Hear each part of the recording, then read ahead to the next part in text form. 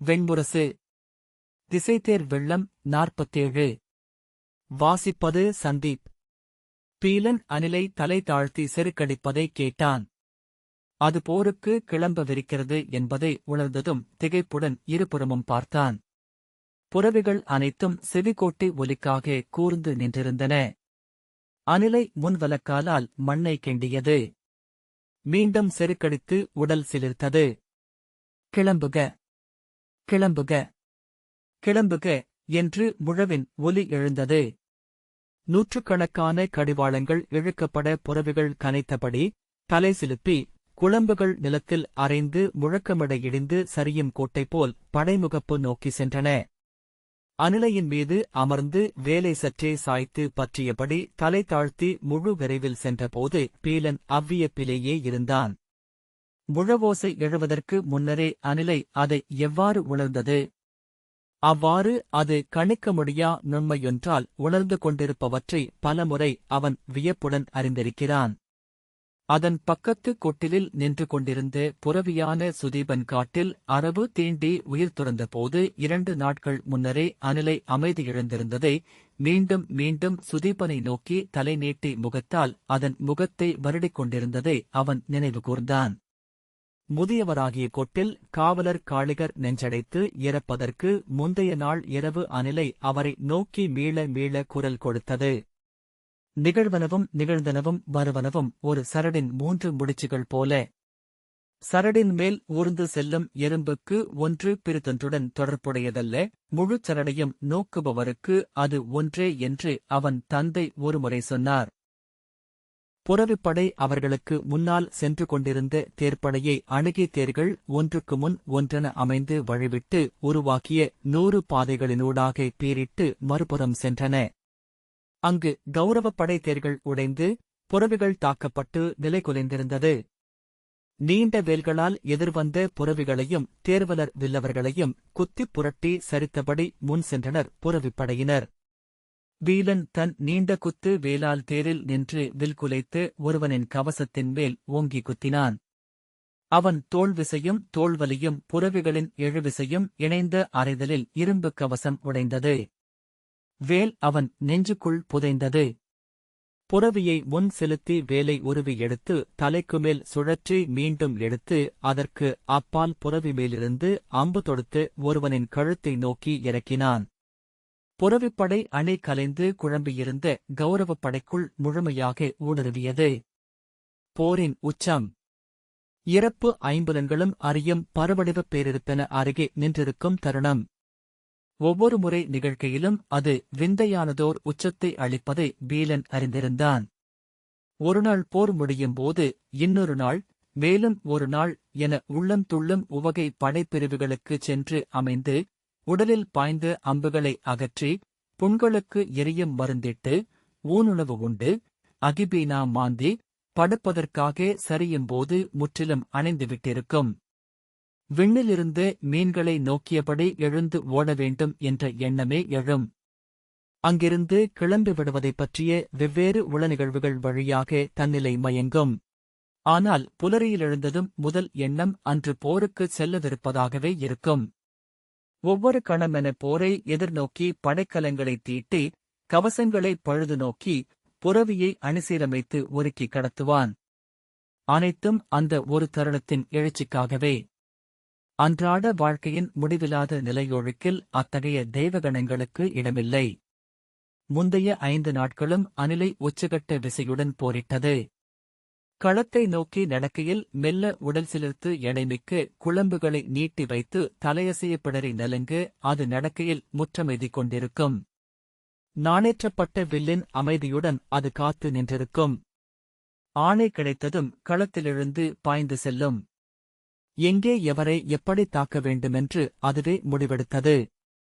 அது காற்றில் தாவி எழுந்து திரும்பும் கணத்தில் வேல் பாய்ச்ச பீலன் அறிந்திருந்தான். அது திரும்பும் அக்கணத்தைப் போல அதற்கு உகந்த பிறிதில்லை என்றும் பட்டறிவு கொண்டிருந்தான். அணிலை களத்திலெழுந்ததும் பிற புறவிகள் அஞ்சின. தேர்மிகத்திலேயே அவை நிலை குலைந்து ஒன்றுடன் ஒன்று முட்டிக்கொண்டு அமரின. யானைகளும் தயங்கி பின்னடைந்தன. அவன் வீசிய வேலின் இணையும் விசையும் அக்களத்தில் வேறெவற்றுக்கும் இருக்கவில்லை. அந்த வேலை அவனால் தனியாக ஒற்றைக்கையால் தூக்க முடியாது. அதன் தண்டு 4 ஆள் நீளமான தோதகத்தில் மரக்கடைவு. அதன் முனை 2 கைவிரல்களாலும் சுற்றிப்பிடிக்கத்தக்க அளவுக்கு பெரியது. அதன் கூருக்கு இருபுறமும் கொக்கிகளும் உண்டு. இது வேலல்ல, சிறு கதை என்று அவன் அணுக்கர் சொல்வதுண்டு. அணிலை முன்கால் தூக்கித் தாவி எழுகையில் அவன் வேலை பின்னிழுத்து அதன் முன்விசையாலேயே அதற்கு ஆயம் கூட்டுவான். அது பாய்கையில் வேலைச் சுழற்றி புரவியின் விசையுடன் தன் வேலின் விசையையும் சேர்த்துக் கொண்டு நீட்டி வீசுவான். அவனுடைய வேல் அனைத்து கவசங்களையும் பிளந்தது. யானை மறுப்புகளிலேயே தைத்திறங்கியது. புரவியின் விசையில் பாய்ந்து சென்று தன் கையில் கட்டப்பட்டிருந்த சங்கிலியை இழுத்து பாய்ந்த வேலை பிடுங்கி சுழற்றி மீண்டும் ஆயம் கூட்டி எறிந்தான். முதல் நாள் முதல் போர்த்தருணத்திலேயே அவனுக்கும் அணிலைக்குமான ஒத்திசைவு கூடிவிட்டது. அவர்கள் உளம் ஒன்றாக உடல் அதனுடன் இணைய போரிட்டனர். கொல்லுந்தோறும் களிவெறி எரிவந்தது. அக்களிப்பை அணிலையும் அடைவதை அவன் கண்டான். களிறுகளும் புரவிகளும் களத்தில் வெறியும் களிப்பும் கொள்ளும் என அவன் கற்றிருந்தான். களத்தில் அதை அருகையில் அவன் முற்றிலும் அறியாத பெரிதொரு விலங்கின் மேல் அமர்ந்திருப்பது போலிருந்தது. போர்க்களத்தில் என்ன நிகழ்கிறதென்பதை அவனைப் போன்ற வீரர்கள் அறிவதற்கு வழியே இருக்கவில்லை. முன்னேறுக, வலந்திரும்புக, இடந்திரும்புக, பின்னடைக, விரைவு கொள்க என்னும் 5 ஆணைகளால் அவர்கள் இயக்கப்பட்டார்கள். வீரன் தன்னருகே நின்றிருந்தவர்களையே அறிந்திருக்கவில்லை. முதல் நாள் அவனுக்கு இருபுறமும் நின்றிருந்தவர்களை போர் முடிந்ததும் தேடினான். உடலெங்கும் குருதி சொட்டு அணிலை செருக்கடித்துக் கொண்டு நின்றது. நெஞ்சில் அம்பு தைத்திருக்க 2 கைகளையும் விரித்து மல்லாந்து கிடந்த ஒரு முகத்தை அவன் நோக்கினான். அவனுக்கு இடப்பக்கம் நின்றவன் நோக்கை விலக்கிக் கொண்டு திரும்பிச் சென்றான். அதன்பின் எவர் முகத்தையும் நினைவில் நிறுத்திக் கொள்ளவில்லை. அப்பால் களத்திலெழுந்த ஓசைகளைக் கேட்டு பீலன் கடிவாளத்தை பிடித்து இழுத்து அணிலையை நிறுத்தினான். அவன் உள்ளம் அறிந்தது போல் அது மூச்சு சீறி செருக்கெடுத்தபடி முன்னங்கால் தூக்கி நின்றது.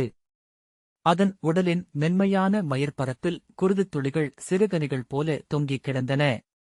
பொதுக்குருதி தடம் உருவாக்கி இறங்க அது சிலிர்த்துக் கொண்டது. வாளொலிகளின் விசையைக் கேட்டபடி அவன் மேலும் அணுகியபோது சூழ்ந்திருந்த வீரர்கள் ஆமைகளைப் போல குனிந்து கேடயத்தை முதுகிலாக்கி வந்து சரியும் அம்புகளைத் தவிர்த்தபடி அங்கே கிருதவர்மனுக்கும் பீமனுக்கும் நிகழும் போரை நோக்குவதைக் கண்டான்.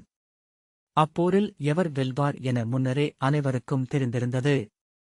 கிருதவர்மன் பாண்டவப் படையால் சூழப்பட்டிருந்தான். போரின் விசையில் அவனுடைய தேர் அணியிலிருந்து பிரிந்து முன்னெழ அதை பாண்டவர்களின் படையினர் பின்தொடர்பை துண்டித்து உள்ளே கொண்டு வந்துவிட்டிருந்தனர். அவன் மீண்டும் தன் மையப்படையுடன் சேரும் பொருட்டு விசை கொண்டு போரிட்டுக் கொண்டிருந்த போது கதையைச் சுழற்றியபடி உருமலோசையுடன் பீமன் அவனை எதிர்கொண்டான். சில கணங்களிலேயே அவர்கள் கதைகளால் தாக்கிக் கொண்டார்கள். பீமனின் அறைகளை தாவியம் துள்ளியும் பின்னால் சென்றும் உடல் வளைந்து ஒழிந்தும் கிருதவர்மன் எதிர்கொண்டான். ஒருமுறை கூட அவன் கதையின் அடியே தன் கதைமேல் வாங்கிக் கொள்ளவில்லை. பீமனின் கதை விசையுடன் சுழன்று வரும் ஓசையை மெல்லிய காற்றசைவை கூட உணர முடியுமென்று தோன்றியது. பீமனை சினம் கொள்ளச் செய்து நிலையழிய வைத்து தாக்குவது கிருதவர்மனின் நோக்கம் என்று தெரிந்தது. பீமன் சினம் கொள்வதை முகம் காட்டியது. மிகச் சிறு பொழுதுக்குள் கிருதவர்மனை கொன்று மீள வேண்டும் என அவன் எண்ணியிருக்கலாம். அப்பால் பாண்டவப் படையின் மீது கௌரவர்களின் படை தன் முழுவிசையாலும் தாக்குதல் தொடுத்தது. அவர்களின் அறைகளுக்கேற்ப பாண்டவப் படை உலைந்தும் அதிர்ந்தும் பின்வளைந்து மீண்டும் போர்வெளியுடன் முன்னால் சென்று உறுதி கொண்டு ஒருங்கிணைந்தது. அங்கே துரியோதனனும் துச்சாதனனும் துர்முதனும் துச்சகனும் இருப்பதை கொடிகளிலிருந்து உணர முடிந்தது. அவர்களை எதிர்த்து நின்றிருந்த பாண்டவர்களின் கேடயமேந்திய யானை நிரை அதிர்ந்து கொண்டே இருந்தது. தண்டுகள் தண்டுகள் வந்து கொண்டிருக்கின்றன என்று படைக்காவலன் கூவினான். இன்னும் பெரும்பொழுதில்லை, இதோ வளையம் உடைந்துவிடும் என இன்னொருவன் கூவினான். இருவரிலும் அது இருவகை விளைவுகளை உருவாக்கியது.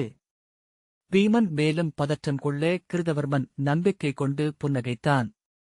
பீமன் பாய்ந்து கிருதவர்மனின் தலைமேல் ஓங்கி அறைய அவன் அதை முற்றொழிந்து இடக்கை ஊன்றி நிலத்திலிருந்து துள்ளி எழுந்து கதையை வீசி பீமனின் விலாவை ஓங்கி அறைந்தான்.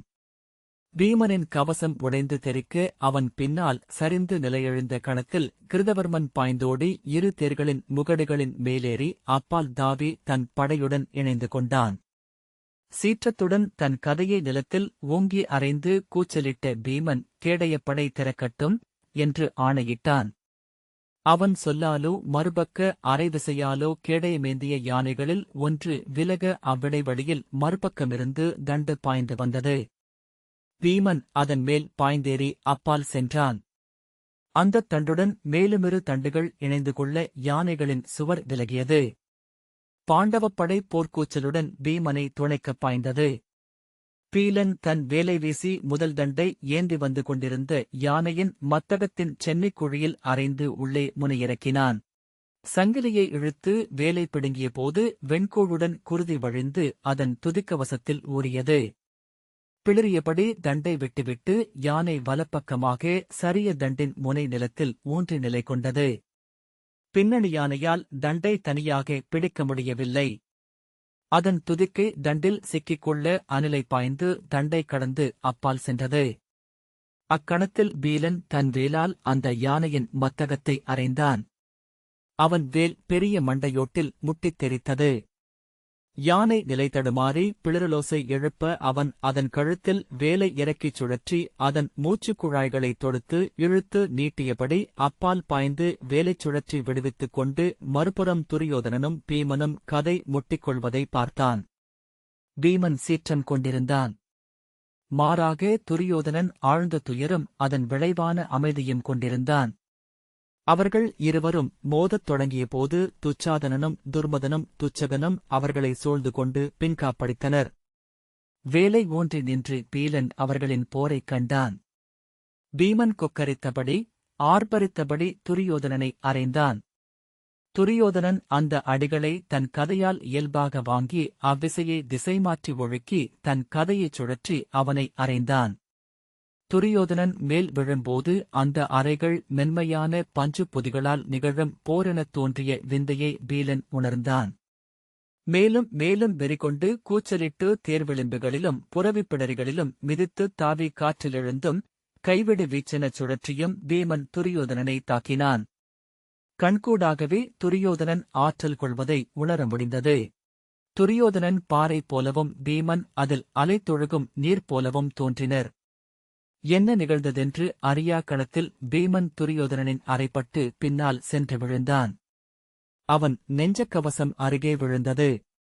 அவன் இருமியபடி புரள துரியோதனனின் அடுத்த அறை அவன் அருகே மண்ணில் பதிந்தது. ஆனால் மேலும் உருளவியலாமல் கவிழ்ந்த தேர்தண்டு ஒன்றில் பீமன் முட்டிக்கொண்டான்.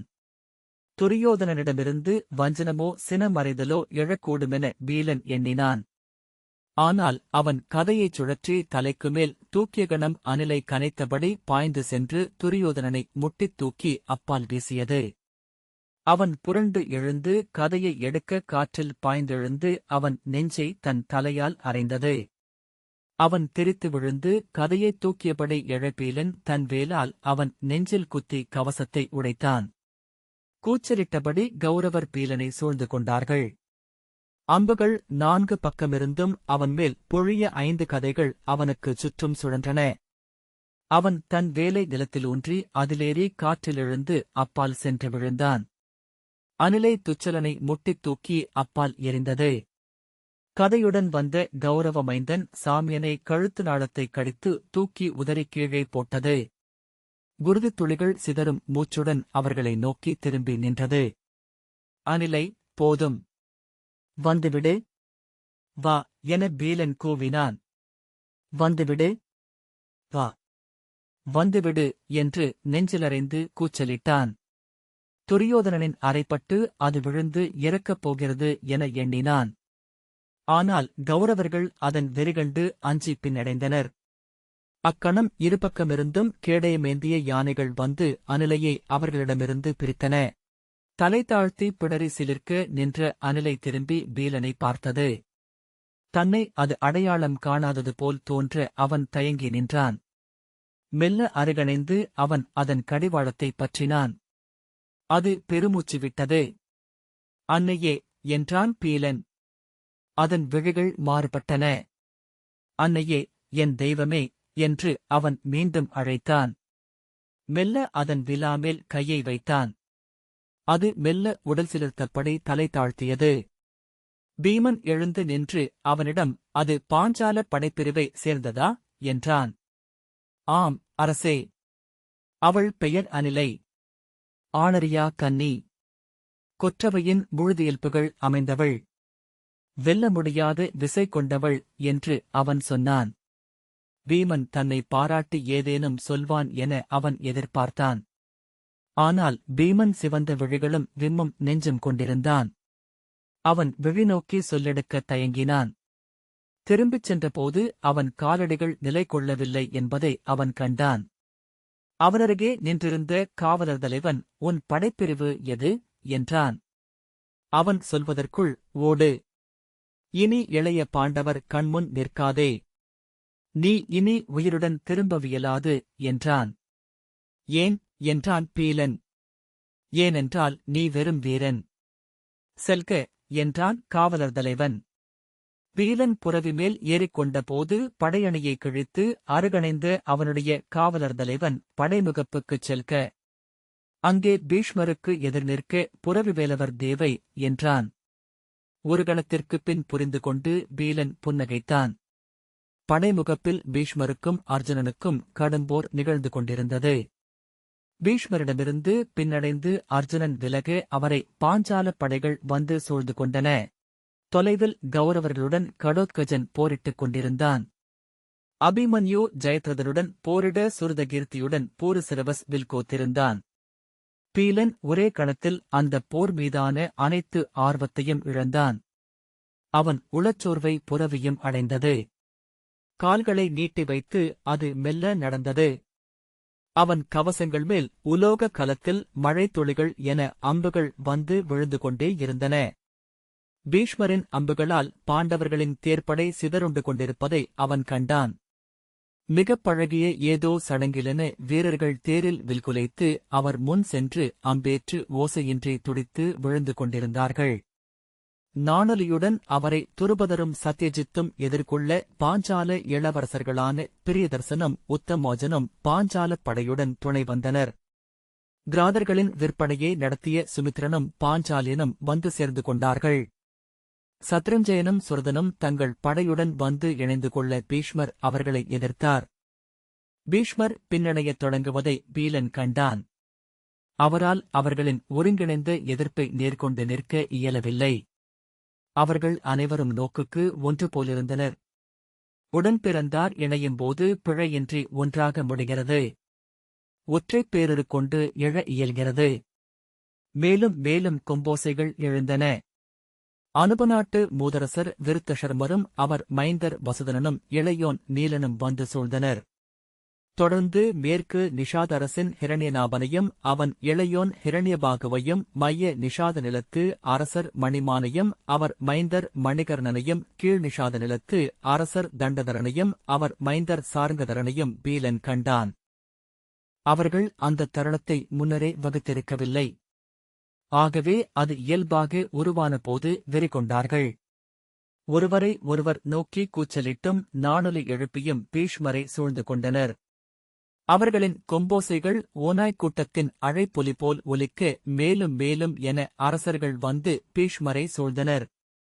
உத்தரமல்ல நாட்டு தீர்க்கபரக்கியரின் மைந்தர் தீர்க்கதந்தரும் வந்து சேர்ந்து கொண்டார். அரக்கர் குலத்தலைவர்கள் வக்ரசீர்ஷரும் காகரும் வந்தனர். அம்புகளை எதிர்கொள்ளவியலாமல் பீஷ்மர் மேலும் பின்னடைந்தார். அவர்களுக்கு அப்பின்னடைதல் மேலும் விசை கூட்டியது. பீஷ்மரின் கவசங்கள் உடைந்தன. அவருடைய வில் உடைய இருமுறை அவர் வில் மாற்றிக் கொண்டார். பீஷ்மருக்குப் பின்னாலிருந்து சங்குலியுடன் துரோணர் தோன்றினார். நீண்ட வில் தலைக்கு மேல் எழுந்து நிற்க, வலக்கே சுழன்று அம்புகளை எடுக்க, நான் துடிக்க அம்புகள் எழுந்து பறக்க, தேரில் அணுகி வந்து துரோணரைக் கண்டதும் பீஷ்மரை எதிர்த்தவர்கள் திகைத்தனர். ஒரு கணம் காற்று நின்றுவிட பறந்து கொண்டிருந்த துணித்திரை அமைவது போல அவர்களின் ஊக்கம் அணைவதை பீலன் கண்டான். துரோணரின் திரையம்பு சென்று தைத்து பாஞ்சால இளவரசன் பிரியதர்சன் தலையறுந்து தேர்தட்டில் விழுந்தான். துருபதர் அலறியபடி வில்லை நிழவவிட்டார். பாஞ்சாலர்கள் அனைவருமே திகைப்படைந்தனர். அடுத்த கணமே பாஞ்சால இளவரசன் உத்தமோஜனம் நெஞ்சில் துரோணரின் அம்பு ஏற்று விழுந்தான். துருபதர் வெறியுடன் அலறியபடி துரோணரை எதிர்த்தார். சத்யஜித்தும் சுமித்ரனும் பாஞ்சாலியனும் சத்ருஞ்சயனும் சுரதனும் அவர்களுடன் சேர்ந்து கொண்டனர். பீஷ்மர் பிறரை எதிர்த்து அம்புகளால் அறைந்தபடி முன்னெழுந்தார். உத்தரமல்ல நாட்டு தீர்க்கபரகரின் மைந்தன் தீர்க்கதந்தன் அலறியபடி பீஷ்மரை நோக்கி வர அவ்விசையிலேயே அவன் தலை அறுந்து பின்னால் சென்றது. அரக்கர் குலத்தலைவர்கள் வக்ரசீர்ஷரும் காகரும் பீஷ்மரின் அம்புகளால் வீழ்ந்தனர். அனுபநாட்டு மூதரசர் விருத்தசர்மரும் அவர் மைந்தர் வசுதனனும் இளையோன் நீலனும் சங்கோசையுடன் பீஷ்மரை எதிர்கொள்ள மேற்கு நிஷாதரசின் ஹிரண்யநாபனும் அவன் இளையோன் ஹிரண்யபாகவும் அஞ்சி தேரில் பின்னடைந்தனர். ஆனால் அம்புகளால் தன்னை எதிரிட்டவர்களை தடுத்தபடியே பீஷ்மர் திரும்பி அவர்களையும் தாக்கினார்.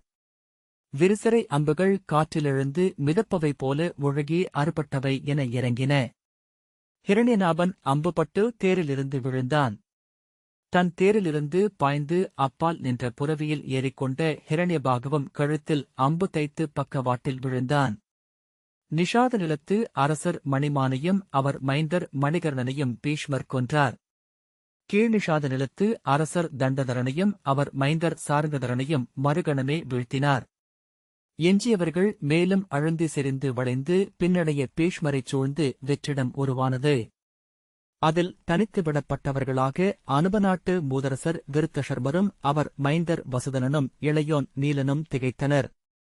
நீலன் அம்புபட்டு விழ வசுதனன் தன் தேரை பின்னடையச் செய்யும்படி பாகனிடம் ஆணையிட்டான்.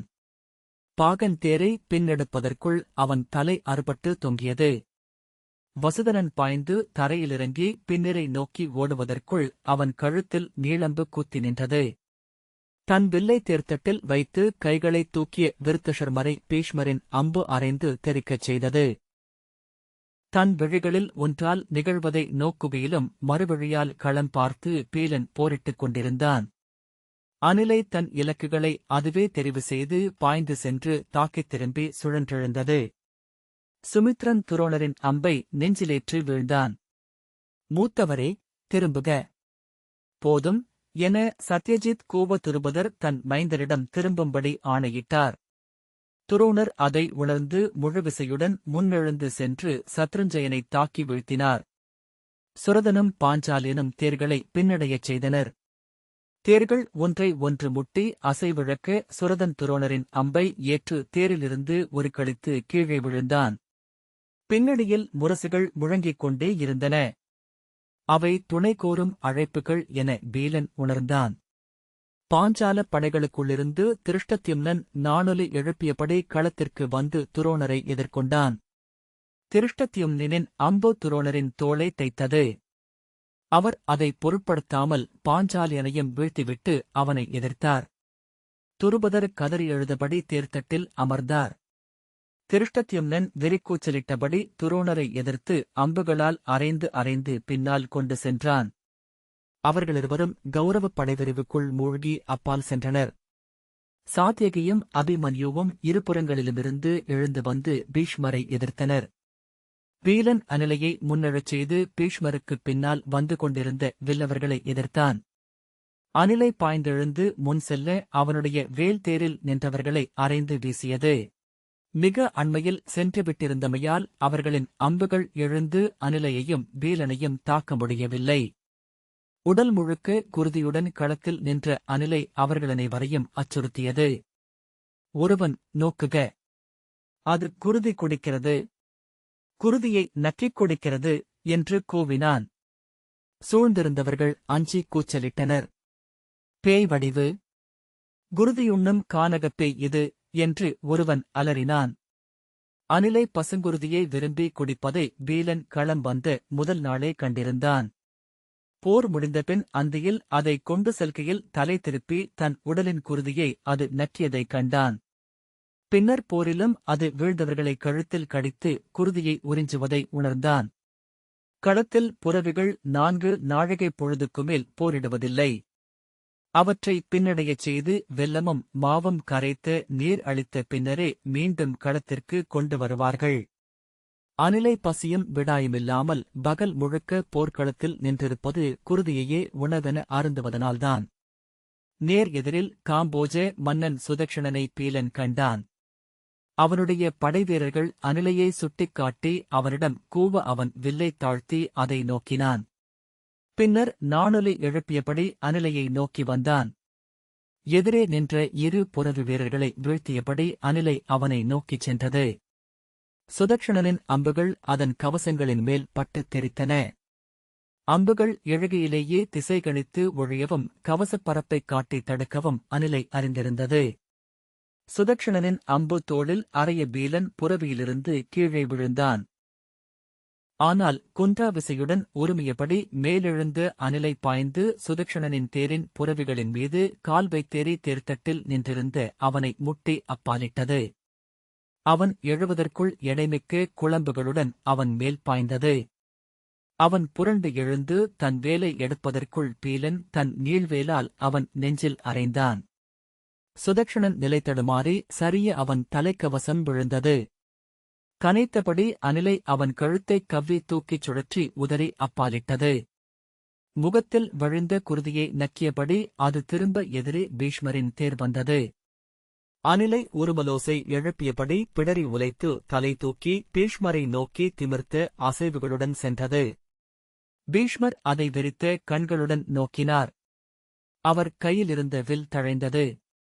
அவருடன் போரிட்டுக் கொண்டிருந்த அபிமன்யு, வில்லெடுங்கள் பிதாமகரே, இன்றே முடித்துவிடுவோம் இவ்வாட்டத்தை என்று கூவியபடி அவரை தாக்கினான்.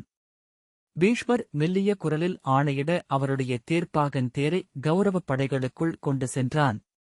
இந்த வாசிப்பை கேட்டதற்கு நன்றி.